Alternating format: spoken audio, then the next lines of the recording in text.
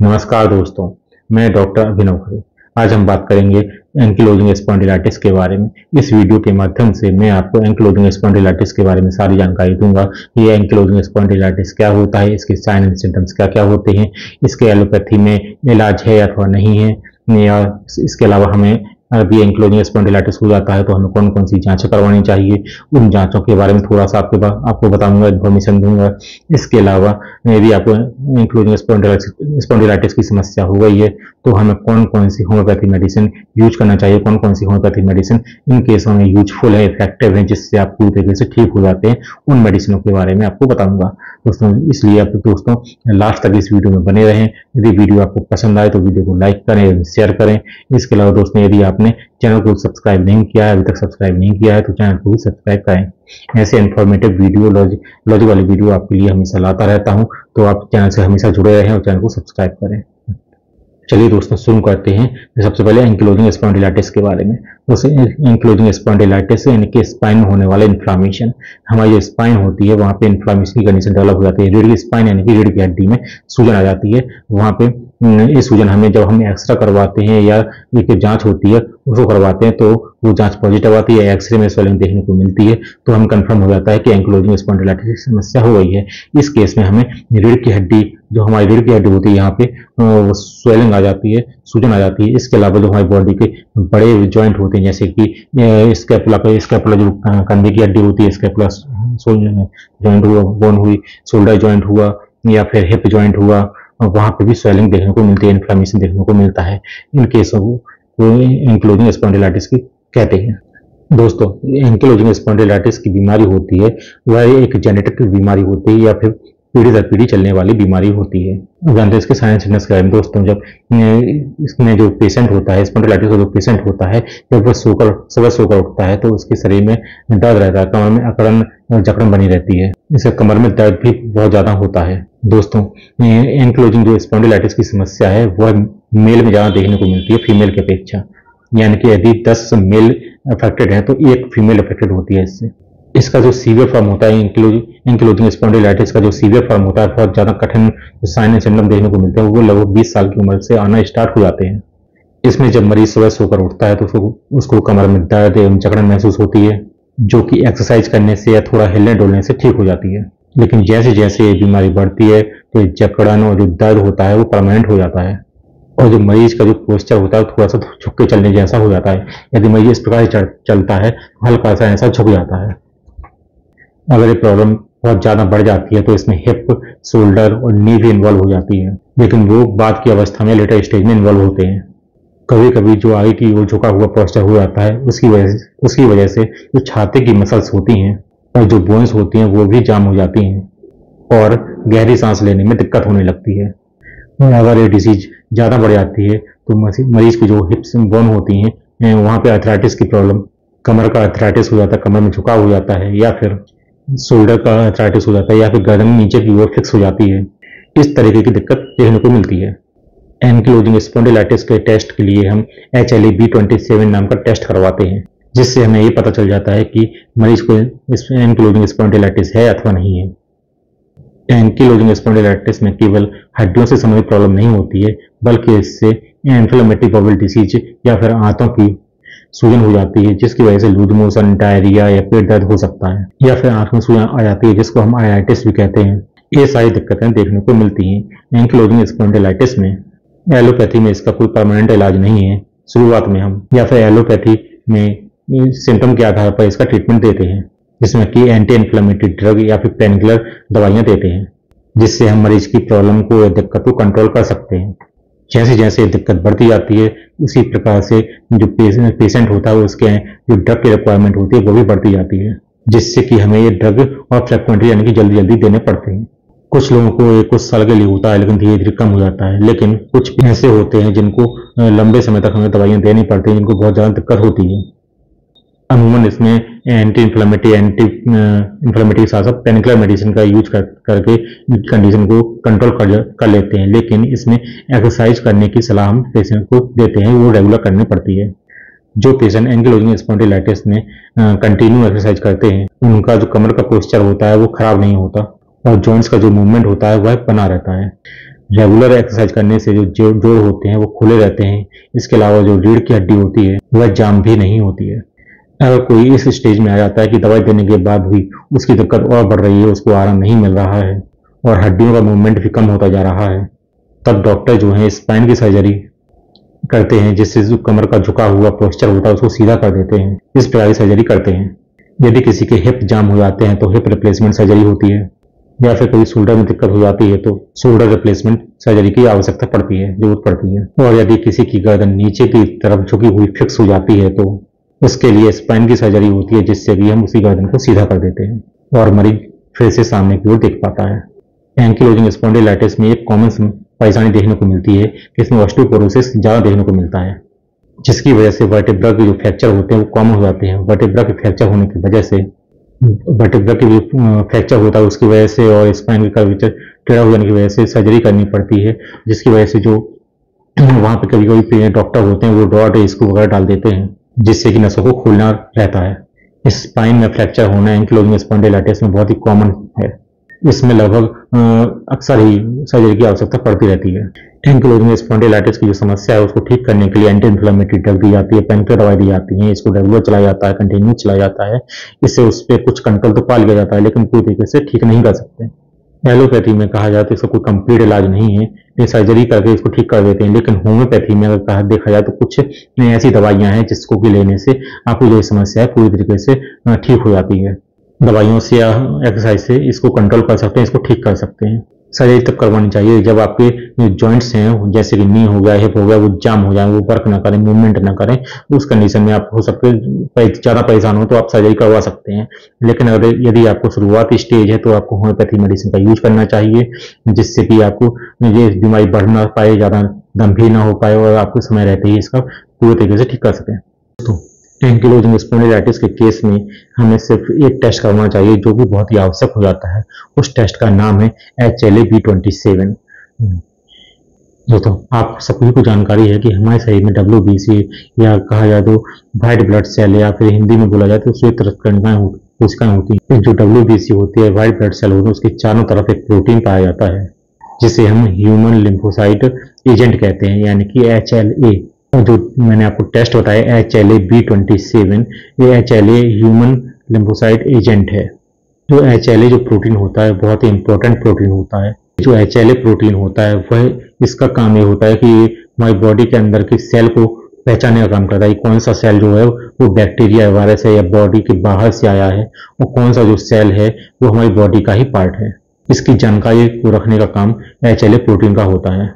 कौन से सेल हमारी बॉडी से बाहर से आए हैं, बैक्टीरिया हैं या वायरस हैं, उनको पहचानने का काम HLA प्रोटीन करता है। यदि HLA प्रोटीन उन वायरस को या सेल, बाहरी सेल को पहचान जाते हैं तो उनसे लड़ने का काम करता है, उन बैक्टीरिया को या वायरस को मार देता है, खत्म कर देता है। इसी प्रकार से जो हमारा इम्यून सिस्टम है, इम्यून सिस्टम काम करता है। दोस्तों, HLA जो ह्यूमन लिम्फोसाइट एजेंट है उसका एक टाइप होता है जिसका की नाम है ह्यूमन लिम्फोसाइट एजेंट B27, यानी कि HLA-B27। इसी का टेस्ट करवाया जाता है। जब आप ब्लड टेस्ट करवाते हैं तो यही टाइप देखने को मिलता है HLA-B27, जिससे हमें कंफर्म हो जाता है कि आपको जो WBC है, व्हाइट ब्लड सेल है, उसके चारों ओर HLA-B27 नाम का प्रोटीन है। जो HLA-B27 एजेंट होता है ये उल्टा काम करता है। जो HLA प्रोटीन होता है वो हमारे ब्लड सेल को, जो हमारे बॉडी के सेल होते हैं, बैक्टीरिया वायरस होते हैं, बॉडी से बाहर के जो सेल होते हैं उनको पहचानने का काम करता है, उनको पहचानता है। जबकि HLA-B27 इसका उल्टा करता है, जो हमारी बॉडी के सेल होते हैं उनके खिलाफ भी एंटीबॉडी बनाने लगता है। जो व्हाइट ब्लड सेल होते हैं वो WBC होते हैं, वो बैक्टीरिया के खिलाफ लड़ते हैं, उनको बैक्टीरिया को खत्म कर देते हैं। जो HLA-B27 एजेंट होता है उसके चारों लगा रहता है, वो हमारी WBC को कंफ्यूज कर देता है।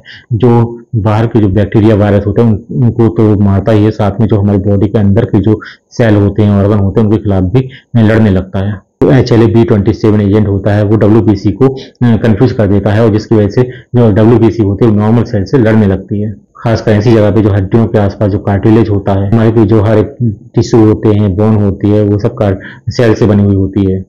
WBC जब हमारी बॉडी के जो कार्टिलेज होते हैं या हड्डी होती है उनके सेल से लड़ता है तो वहाँ पे लड़ाई होने की वजह से वहाँ पे इन्फ्लेमेशन प्रोड्यूस हो जाता है, इन्फ्लेमेशन होने लगता है, सूजन आ जाती है, दर्द होने लगता है। दोस्तों, यदि आप HLA-B27 टेस्ट करवाते हैं तो ये पॉजिटिव है यदि, तो हमें क्या क्या साइन एंड सिम्टम देखने को मिलते हैं। कमर में हमेशा दर्द बना रहता है, स्टिफनेस बना रहता है, अकड़न सी बनी रहती है, कभी कम हो जाती है, कभी ज्यादा हो जाती है और ये समस्या हमेशा बनी ही रहती है। ये टेस्ट हमेशा एंकिलोजिंग स्पॉन्डिलाइटिस की कंडीशन में ही पॉजिटिव आता है और यदि बच्चों को, छोटे बच्चों को गठियावात है, आर्थराइटिस की प्रॉब्लम है तो उस केस में भी ये पॉजिटिव आ सकता है। कुछ एडल्ट ऐसे होते हैं जिनको आरए फैक्टर पॉजिटिव होता है, उनके साथ में HLA-B27 भी पॉजिटिव आता है। ऑटो इम्यून डिसीज का जो मूल कारण होता है HLA-B27 का पॉजिटिव होना होता है। दोस्तों अब हम बात करते हैं कि यदि आपको HLA-B27 पॉजिटिव आया है तो हमें कौन कौन सी होम्योपैथी मेडिसिन खानी चाहिए। इस केस में, एंकिलोजिंग स्पॉन्डिलाइटिस के केस में इस सिम्टम के आधार पर ही मेडिसिन चलती हैं। जो पेशेंट के जो साइन एंड सिम्टम देखने को मिलते हैं उसके आधार पर भी मेडिसिन दे सकते हैं। जैसे कि होम्योपैथी में बहुत सारी ऐसी दवाइयां हैं जो कि इन्फ्लामेशन में, सूजन में, दर्द में, गठियावात की समस्या में बहुत ही यूजफुल और इफेक्टिव मेडिसिन है। वही सारी मेडिसिन HLA-B27 के केस में भी अच्छी होती है और इफेक्टिव होती हैं। एक मेडिसिन मैं इस वीडियो में बताऊंगा जो HLA-B27 में जो पॉजिटिव पेशेंट है उनको जरूर लेनी चाहिए। वही अगर मेडिसिन आप लेते हैं तो आपकी जो प्रॉब्लम है पूरी तरीके से ठीक हो जाती है। आज मैं आपको जो होम्योपैथी की दवाइयां बताने वाला हूँ उससे आपको आराम मिलेगा और हो सकता है कि कुछ पेशेंट ऐसे हों जिनकी ये समस्या पूरी तरीके से जड़ से ठीक हो जाए। ये नहीं कह सकता कि 100 में से 100% रिजल्ट देखने को मिलता है, लेकिन हाँ 80 से 90% पेशेंट ठीक हो जाते हैं। यदि आपको आराम मिलता है, आपको फायदा होता है तो आप मेडिसिन को कंटिन्यू करें। जब पूरी तरीके से ठीक हो जाए तो धीरे धीरे मेडिसिन को बंद करें, एकदम से बंद ना करें। इसमें कुछ एक्सरसाइज बताई जाती हैं जो कि आपको रेगुलर करनी चाहिए, कुछ परहेज बताया जाता है जो आपको रेगुलर करना चाहिए। तो एक लंबा प्रोसेस होता है जिससे कि आपकी जो समस्या है पूरी तरीके से ठीक हो जाए, क्योंकि ये एक क्रॉनिक डिसीज है, इसको ठीक होने में टाइम लगता है। अब हम बात करते हैं दोस्तों होम्योपैथी मेडिसिन की। सबसे पहले जो होम्योपैथी मेडिसिन है जो कि HLA-B27 जो टेस्ट है उसको जो पॉजिटिव है उसको नेगेटिव करने का काम करती है, उस मेडिसिन का नाम है एस्कुलस हिप। दोस्तों यदि आपको एंकिलोजिंग स्पॉन्डिलाइटिस की प्रॉब्लम है, आपको कमर में हमेशा दर्द बना ही रहता है, कमर में बहुत ज्यादा खिंचाव महसूस होता है और आपने यदि ब्लड टेस्ट करवाया है उसमें HLA-B27 पॉजिटिव आया है तो आपको एस्कुलस हिप मेडिसिन का सेवन जरूर करना चाहिए, जरूर इस मेडिसिन का यूज करना चाहिए। तो आप एस्कुलस को 200 पोटेंसी में यूज कर सकते हैं। इसको लेने सिर्फ दिन में एक बार लेना, दोपहर में खाना खाने के आधा घंटे पहले लें, आधा घंटे के बाद लें। इस मेडिसिन को आप कंटिन्यू लें, लंबे समय तक लें। इसको लेने से आपको जो HLA-B27 में पॉजिटिव और नेगेटिव होने के चांस बढ़ जाते हैं। इस मेडिसिन को आप लंबे समय तक जरूर यूज करें। ये एस्कुलस जो मेडिसिन है बहुत ही इफेक्टिव मेडिसिन है एंकिलोजिंग स्पॉन्डिलाइटिस के केस में। इसके बाद दूसरी जो मेडिसिन है उसका नाम है आर्निका। दोस्तों आप सभी आर्निका मोंटाना के बारे में जानते होंगे। यह मेडिसिन कमर के दर्द में, मांसपेशियों के दर्द में, बॉडी में कहीं भी दर्द हो रहा हो, मोदी चोट लग गई हो, भीतरी चोट लगी हो, उन सभी केस में बहुत ही अच्छी और इफेक्टिव मेडिसिन है। इन्फ्लामेटरी कंडीशन, इन्फ्लामेशन हो बॉडी में या पेन को दर्द हो रहा हो, वहां पे आप आर्निका मेडिसिन का यूज कर सकते हैं। इसके अलावा जो आर्निका मेडिसिन होती है वो HLA-B27 पॉजिटिव केस में भी बहुत ही कारगर और इफेक्टिव मेडिसिन है। हेयर लिगामेंट्स के दर्द में, हड्डियों के दर्द में, जॉइंट्स के दर्द में, इन सभी दर्दों के लिए बहुत ही बढ़िया होम्योपैथिक मेडिसिन है आर्निका मोंटाना। इसको लेने से जो हमारा ब्लड सर्कुलेशन होता है वो इम्प्रूव होता है। जो इस जॉइंट जहाँ पे इन्फ्लामेशन है, जो जगह है वहाँ पे जहाँ पे इन्फ्लामेशन और दर्द है वहाँ पे जो ब्लड सर्कुलेशन है वो इम्प्रूव होता है, जिससे कि आपको आराम मिलता है। दर्द के साथ साथ सूजन में भी आराम मिलता है। यदि आपका HLA-B27 पॉजिटिव है तो आप इसको आर्निका मोंटाना को 200 पोटेंसी में यूज करें। आर्निका मोंटाना का यूज आपको सुबह सुबह रोज करना चाहिए, दिन में एक बार। दोस्तों आर्निका मोंटाना सुबह और एस्कुलस दोपहर में आपको यूज करना चाहिए। इसके अलावा जो तीसरी मेडिसिन है उसका नाम है रस्टॉक्स, जो कि बहुत ही इफेक्टिव है और बहुत ही अच्छी मेडिसिन है HLA-B27 के लिए। यह मेडिसिन हम सिम्टोमेटिक देते हैं। दोस्तों रस्टॉक्स मोस्टली बैठे रहने में भी बहुत ज्यादा दर्द होता है। जब आप चलते हैं, हिलते डुलते हैं या मोशन में रहते हैं तो दर्द कम महसूस होता है। जैसे ही आप बैठ जाते हैं या लेट जाते हैं, आराम करने की कंडीशन में होते हैं तो दर्द ज्यादा महसूस होने लगता है। उस केस में ये मेडिसिन बहुत ही अच्छी और इफेक्टिव है। इसका जो मेन काम है वो है पैथोलॉजिकली, जहाँ पे आपको बॉडी में इन्फ्लामेशन है वहां पर जाकर जो मसल्स में सूजन है उसको कम कर देती है। जॉइंट्स में सूजन है या इन्फ्लामेशन है उसको कम कर देती है। दर्द को भी कम करने का काम मेडिसिन करती है, जिससे कि आपको बहुत ज्यादा आराम मिलता है। साथ ही साथ यदि आपको ऑटो इम्यून डिसीज है तो उसके लिए भी यह मेडिसिन बहुत ही अच्छी और इफेक्टिव है। ये आपको HLA-B27 पॉजिटिव है तो उसको नेगेटिव करने के लिए भी इस मेडिसिन का यूज कर सकते हैं। दोस्तों आपको रस्टॉक्स 200 CH पोटेंसी में यूज करना चाहिए। आपको इसकी रात में एक बार लेना यूज करना चाहिए। सुबह आप आर्निका मेडिसिन यूज करें, दोपहर में एस्कुलस मेडिसिन यूज करें, रात में आप आर्निका मेडिसिन का यूज करें। मेडिसिन को कैसे लेना है इसके बारे में मैं आपको लास्ट में बताऊंगा। तीनों ही मेडिसिन यदि आप एक साथ लेते हैं तो आपको बहुत ही अच्छे रिजल्ट देखने को मिलते हैं। इसके अलावा आपको एक और मेडिसिन का यूज करना है जिसका नाम है डॉक्टर रैकवेक की R11 ड्रॉप। दोस्तों 11 जो ड्रॉप है वो मोस्टली रूमेटॉइड अर्थराइटिस के केस में यूज की जाती है मेडिसिन, लेकिन जो HLA-B27 पॉजिटिव आता है, टेस्ट पॉजिटिव आता है, वो रूमेटॉइड अर्थराइटिस में पॉजिटिव आता है और एंकिलोजिंग स्पॉन्डिलाइटिस के केस में पॉजिटिव आता है। उसको नेगेटिव करने के लिए इस मेडिसिन का यूज करना चाहिए। ऑटो इम्यून डिसीज में जो R11 है बहुत ही फायदेमंद मेडिसिन है, बहुत ही अच्छी और इफेक्टिव दवा है R11। इससे आपको सूजन है, इन्फ्लामेशन है, दर्द है, वहां पे आपको बहुत आराम मिलता है। दोस्तों R11 ड्रॉप को आपको सुबह शाम 2 बार यूज करना चाहिए। इसके अलावा एक मेडिसिन और है जो आपको एक्सटर्नली यानी कि लगाने में यूज करनी चाहिए। यदि आपको बहुत ज्यादा दर्द है तो आपको सिंपली लगाने के लिए रूमेकॉन जो ऑयल आता है होम्योपैथी का, उसको आप लगा सकते हैं। इसको आप दिन में 2 से 3 बार लगाएं, दर्द में आपको तुरंत आराम मिल जाता है। बहुत ही अच्छी और इफेक्टिव ऑयल है जिससे आपको तुरंत आराम मिलता है, तुरंत असर करता है। आपको सिंपली 4 मेडिसिन यूज करनी है खाने के लिए। सबसे पहले आपको सुबह सुबह एडनिका मोंटाना मेडिसिन का यूज करना चाहिए। दूसरी मेडिसिन जो है वो एस्कुलस हेप है, दोपहर में यूज करना चाहिए। तीसरी मेडिसिन है रस्टॉक्स, इसको आपको रात में 1 बार लेनी चाहिए। इसके अलावा आप डॉक्टर रेगुलर की R11 ड्रॉप को दिन में 2 बार यूज कर सकते हैं, सुबह एवं शाम को। लगाने के लिए रूमेकॉन ऑयल का यूज करना है। यदि आपको बहुत ज्यादा दर्द हो रहा है तो रूमेकॉन ऑयल आप लगा सकते हैं। यदि आपको हल्का फुल्का दर्द, ज्यादा दर्द नहीं हो रहा है, कोई ज्यादा परेशानी नहीं हो रही है, तो आप इस ऑयल को ना लगाएं तो भी कोई चल जाएगा। इन मेडिसिनों को आप लगातार यूज करें। यदि मैं अपने एक्सपीरियंस के बारे में बताऊं, इस केस में एंकिलोजिंग स्पॉन्डिलाइटिस के केस में तो मेरे पास जो पेशेंट आते हैं एंकिलोजिंग स्पॉन्डिलाइटिस के, यदि उनको आराम लगना होता है, आराम लगता है, तो इस शुरुआत के 1 से 2 महीने में उनको आराम लग जाता है। मैं मोस्टली 1 से 2 महीने उनका ट्रीटमेंट देता हूं और देखता हूं उनको आराम लग रहा है या नहीं लग रहा है। यदि पेशेंट को शुरुआत के 2 महीने में आराम मिलता है तो इस दवा को मैं कंटिन्यू करता हूँ 6 महीने, साल भर, या कभी कभी और लंबा भी ट्रीटमेंट चलता है। 1.5 साल, 2 साल, किसी किसी का लंबा चल जाएगा ट्रीटमेंट। और यदि किसी को 2 महीने में आराम नहीं मिलता तो उनके कुछ साइन एंड सिम्टम्स और देखे जाते हैं, जिससे उनको अलग से मेडिसिन प्रिस्क्राइब की जाती है। इनके अलावा भी कोई मेडिसिन निकल के आती है तो वो भी उनको दी जाती है, जिससे उनको आराम मिल जाता है। यदि आप इन सभी दवाइयों को 1.5 से 2 साल यूज करते हैं तो धीरे धीरे करके आपकी जो सारी समस्याएं हैं, एंकिलोजिंग स्पॉन्डिलाइटिस की समस्या है, पूरी जो सिम्टम है, कमर में दर्द होना, इन्फ्लामेशन, ये सारी समस्याओं में आराम मिल जाता है। और जो आपको HLA-B27 पॉजिटिव आ रहा है वो भी नेगेटिव होने के चांस हो जाते हैं या नेगेटिव हो जाता है। इन सभी मेडिसिन को आप एक बार जरूर यूज करके देखें। यदि आराम लगे तो इन दवाइयों को आप कंटिन्यू करें, लंबे समय तक लें, आप पूरी तरीके से ठीक हो जाते हैं। अब बात करते हैं कि हम इन मेडिसिन को कैसे यूज करना चाहिए। दोस्तों, एडनिका मोंटाना आप सुबह सुबह लेते हैं तो ब्रश करने के बाद कहा जाए तो खाली पेट आपको एडनिका मोंटाना की 200 CH पोटेंसी में यूज कर सकते हैं। 5 बूंद डायरेक्ट टंग पर लेना है दिन में 1 बार। इसी प्रकार से जो एस्क्लोसिप मेडिसिन है 200 पोटेंसी में, 200 CH पोटेंसी में खाना खाने के आधा घंटा पहले या आधा घंटे के बाद यूज करना है। 5 बूंद डायरेक्ट आपको टंग में लेना है। इसके अलावा जो तीसरी मेडिसिन है रस्टॉक्स, उसको रात में सोने से 1 घंटे पहले आपको लेना है। मुंह अच्छे से साफ होना चाहिए आपका। उसके बाद आपको मेडिसिन लेनी है रस्टॉक्स 200 CH पोटेंसी में, 5 बूंद डायरेक्ट टंग पर। एक और मेडिसिन डॉक्टर रेगुलर की R11, इसको आपको 15 बूंद आधे कप गुनगुने पानी में दिन में 2 बार यूज करना है, सुबह एवं शाम को। ये सभी दवाइयाँ आपको अच्छी कंपनी की लेनी है और अपने आसपास जो भी होम्योपैथी डॉक्टर हो या होम्योपैथी शॉप हो, वहां से आप अच्छे सील पैक दवाइयाँ लाएं, उनको यूज करें। इन दवाइयों को आप कंटिन्यू लें, आपको आराम लगे तो आप इन दवाइयों को कंटिन्यू लंबे समय तक यूज करें। आपकी जो सारी समस्या पूरी तरीके से ठीक हो जाती है। ऑनलाइन भी आपको ये सारी मेडिसिन आसानी से मिल जाएंगी। यदि मुझे कहीं से लिंक मिलती है तो मैं डिस्क्रिप्शन बॉक्स में मेडिसिनों की लिंक लगा दूंगा, जिससे कि आपको ये दवा आसानी से मिल जाएगी। फिर आप इन दवाओं का यूज करें और यदि आपको आराम मिलता है तो इन दवाइयों को आप कंटिन्यू करें।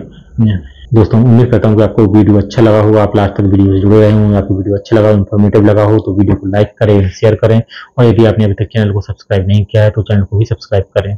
मिलते हैं किसी नए टॉपिक के नए वीडियो के साथ। तब तक के लिए बाय, जय हिंद, जय भारत।